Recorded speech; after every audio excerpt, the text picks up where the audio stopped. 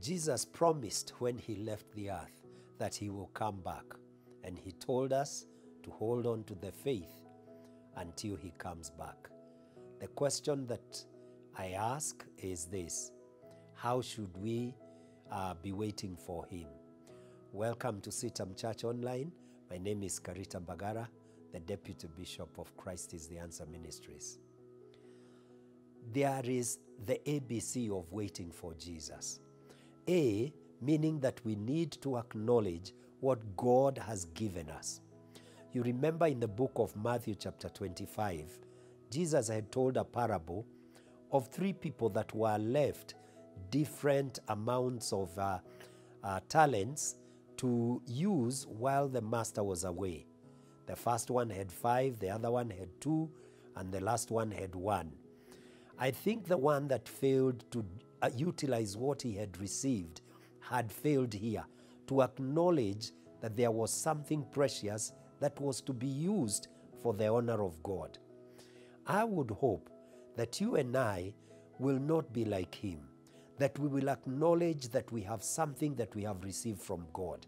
Every one of us has a gift, has a talent, has a skill that he has received and that has been given to him by God that he should use for the glory of God. I believe that this person who had just 1 talent, although he went and buried it, he was busy doing other things.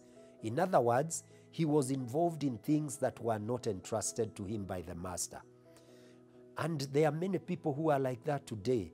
They are copycats. They are trying to be like other people.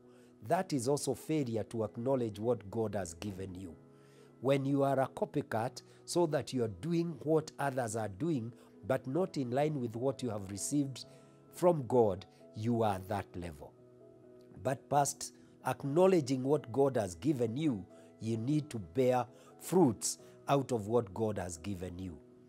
This is what will be, will be a mark of your life's fruitfulness, or will be what you will present before the Master when he returns, what you will have brought to the kingdom of God. And we bear fruit when we use our skills and our abilities or our talents to further the kingdom of God. It could be that you are winning souls, and that is an expectation of every believer. We may not preach the same way, we may not witness the same way, but we all have a testimony of what God has done in our lives. And as we share with others, that is part of the bearing of fruit. By living for God, holy lives, that is also part of bearing fruit. But finally, the C is that we need to consecrate ourselves. We need to live holy lives. As we do whatever we are doing, we are called to live in a manner that shows that we are children of the kingdom. We need to be faithful. We need to be true. We need to have harmony with other people. We need to promote unity. That way, we will be making effort, as the Bible tells us in the book of Hebrews chapter 12, the Bible tells us in verse 14, make every effort to live in peace with all people, and beyond that it says to follow after holiness. So live in peace and live a holy life.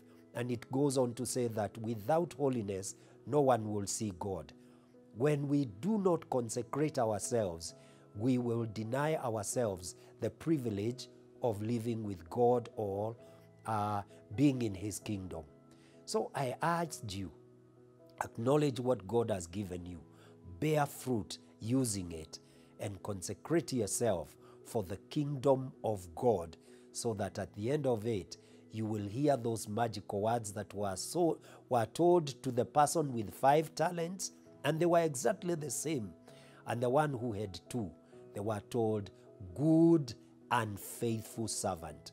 Meaning that what is critical is faithfulness. It is not the amount that was entrusted to you. You and I have been entrusted with different responsibilities. But am I faithful? Are you faithful? That's what will determine your reward when you get before the Father. May God bless you. If this is a blessing to you, why don't you share it with somebody else so that they can equally be blessed? And if you have never subscribed, I invite you to subscribe to this channel so that whenever we put out clips, you will be notified. God bless you and have a great time.